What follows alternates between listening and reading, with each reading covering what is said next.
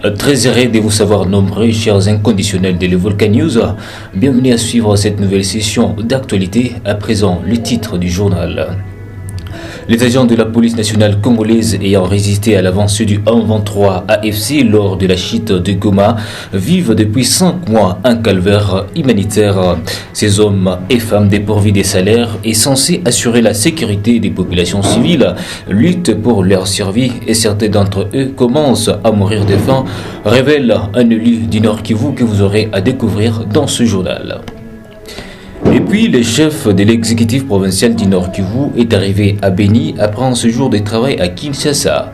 Celui-ci a par la même occasion reçu des ambassadeurs de l'Union européenne pour échanger sur les questions essentielles qui secouent la province du Nord Kivu.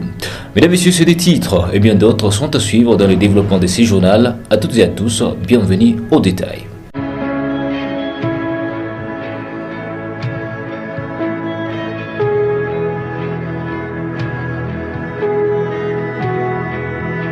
Le gouverneur militaire du Nord Kivu, le général-major Somo Kakule Evariste, est rentré à Beni mardi 3 juin 2025 après un séjour de travail à Kinshasa. Le chef de l'exécutif provincial du Nord Kivu a reçu ce même jour une forte délégation de l'Union européenne pour échanger sur des questions humanitaires et sécuritaires. Arrivé ce mardi matin d'une mission à Kinshasa, le gouverneur militaire du Nord Kivu, le général-major Somo Kakule Evariste, a reçu la délégation des ambassadeurs de pays membres de l'Union européenne ce 3 juin 2025 à Beni. Il remercie ses hôtes qui reviennent après une promesse, leur présente par la suite sa province de 59 000 km² et ses 10 millions d'habitants, dont au moins 50% est déplacés de guerre. La guerre du M23 touche 5 territoires sur les 6 qui comptent la province, 2 en proie du terrorisme de type ADF, a renseigné les gouverneurs à ses hôtes. Il épingle par la suite les dégâts collatéraux dont la destruction du tissu économique, des infrastructures, les dégâts humains et la transplantation des populations dans les zones occupées. Aujourd'hui, nous avons une situation de transplantation des populations. On nous parle des populations qui reviennent du Rwanda pour se réinstaller au Nord Kivu dans certains territoires. Nous savons déjà où est-ce que ça nous amène, cette situation-là. Ceux hôtes ont adhéré aux 3 piliers des actions du gouvernement provincial du Nord Kivu. Au sortir, l'ambassadeur de l'Union européenne en RDC s'exprime. Je voudrais souligner tout d'abord que vous avez en face de vous tous les ambassadeurs européens accrédités en RDC. On a voulu venir ensemble pour montrer notre solidarité aux autorités et à la population du Nord Kivu par rapport à la situation actuelle des conflits, d'agressions. Après, effectivement, une fois montré cette solidarité, on a pu échanger sur des questions d'urgence, des questions d'aujourd'hui, comment donner réponse à la question humanitaire, à la question de la sécurité, à la question des infrastructures, pour pouvoir aider à la population de Nord Kivu, aux autorités de Nord Kivu dans une situation difficile. La délégation s'est ensuite engagée en faveur d'une paix durable dans le Nord Kivu, particulièrement, et de la RDC. Une situation alarmante secoue la ville de Beni où des policiers ayant résisté à l'avancée du groupe militaire M23 AFC lors de la chute de Goma se retrouvent depuis 5 mois maintenant sans salaire. Julio Makeusa Kambale, député provincial du Nord Kivu et du territoire de Nyiragongo, a tiré la sonnette d'alarme face à cette crise qui secoue la partie est de la province du Nord Kivu. Il s'exprime ici en Swahili. Premier kuzunguruka ndani ya makambi fulani haiko selma wa polisi ndio tuliweza kutanana nao, niliweza hata kuona na wasoda lakini kitu ambacho kenye kilinishangaza ni kuona kwamba wa polisi wetu depuis janvier hawajapokea hata salaire yao, na condition ambazo wanaishi ndani ziko deplorable. Wana kwa kulala wanalala nje, hakuna hata matela, antuka biko ma condition difficile, na kupata hata chakula iko ngufu kwao.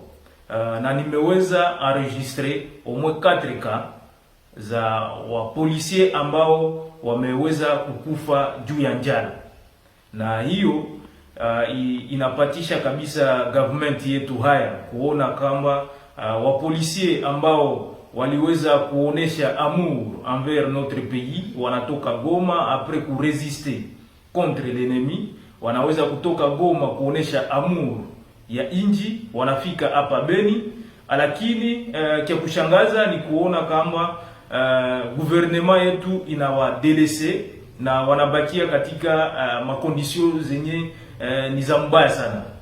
Tunaendelea kuomba government kuona gisi ya kuprendre en charge, ni urgence government iweze kuprendre en charge au wapolisier ambao walionesha patriotisme mkubwa, walikataa kujiunga na adui na wanafika hapa Beni. Inaomba kabisa government ifanye iwezekanavyo ili wapolisie wetu wabakie katika makondisio za vizuri, na waendelee kufanya iwezekanavyo ili wapate salary zao. Unajua kama ni wababa, wengi ni wababa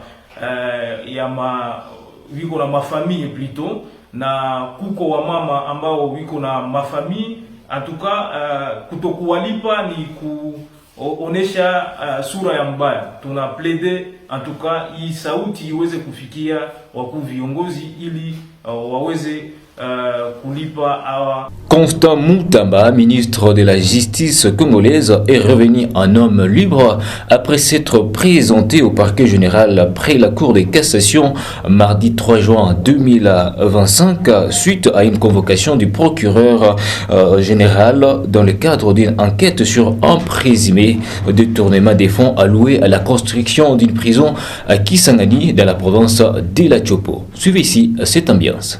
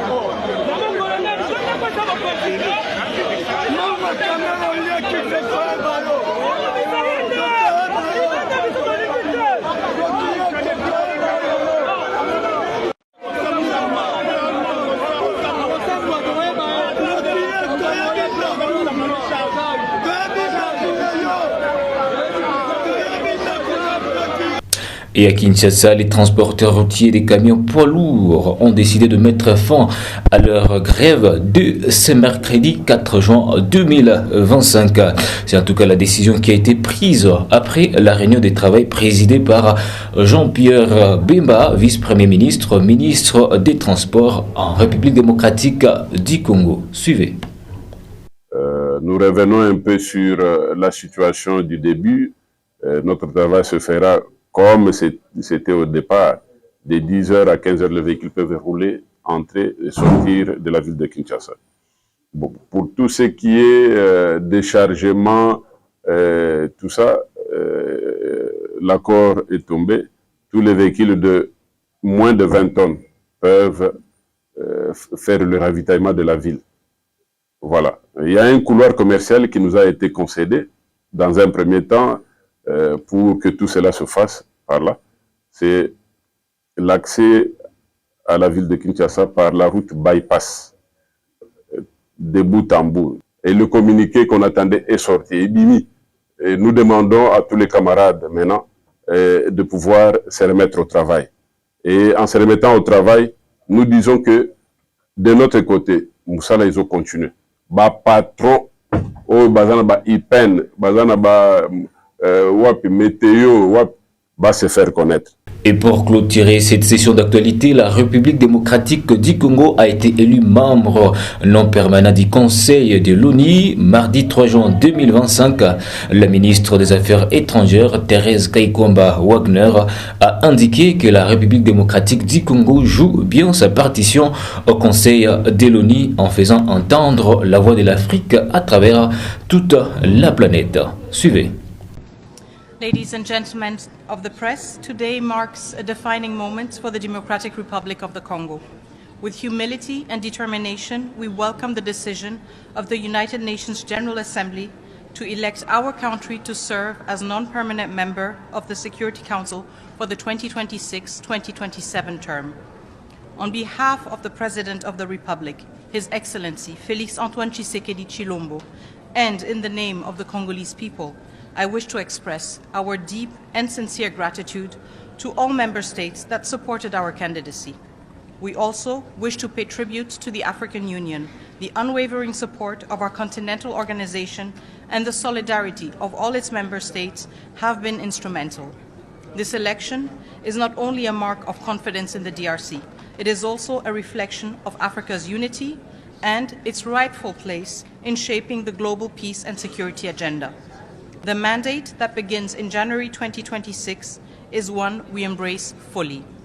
We are conscious of its weight, but also of its significance.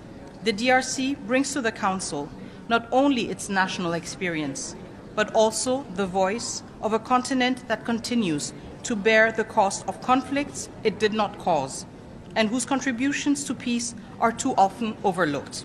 We will serve with dignity, independence of judgment, and loyalty to the principles of the Charter. We will work with all members of the Council to advance peace, uphold international law, and promote the legitimate aspirations of people around the world. To all those who have placed their trust in us, we will honor it. The DRC is ready to serve with clarity of purpose, fidelity to principle, and a commitment to shared solutions. Thank you. Will DRC put more focus on the issue in the eastern border of DRC in the Security Council agenda while you're the member of the Security Council? Of course, the situation in eastern DRC is front and center for the Congolese government because it is our people who are being victimized. But at the same time, we need to acknowledge the fact that we are here as a country that has received the vote of confidence of the African Union.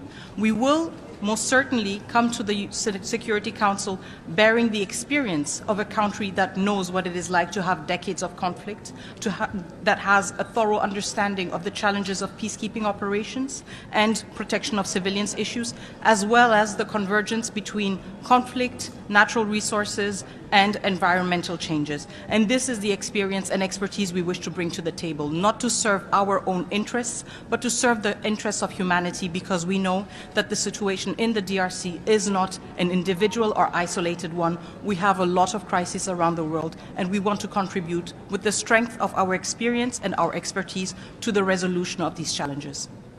Thank you. Et c'est par cet élément que nous arrivons à la fin de cette production sur le Volcan News. Merci Fusée d'âme de nous avoir regardés. On se fixe le même plaisir de nous retrouver très prochainement. Au revoir.